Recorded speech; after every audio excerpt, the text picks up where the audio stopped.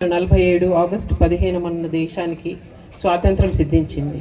ప్రజాస్వామ్యం, సామ్యవాదం, లౌకికవాదం పునాదిగా మన భారతరత్న డాక్టర్ బిఆర్ అంబేద్కర్ గారు రచించిన రాజ్యాంగం 1950 జనవరి 26 నుండి అమల్లోకి వచ్చింది.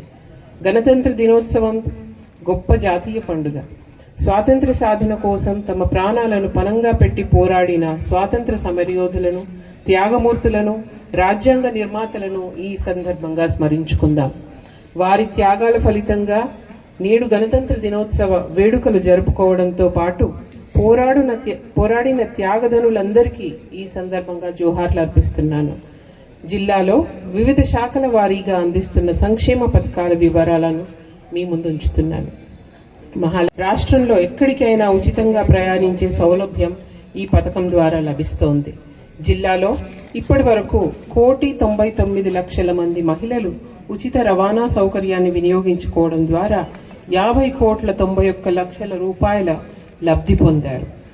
78,369 మంది లబ్ధిదారులకు 3,01,284 రాయితీపై గ్యాస్ సిలిండర్లను సరఫరా చేసి మహిళల ఖాతాలలో 8,32,05,000 రూపాయలను జమ చేశాం.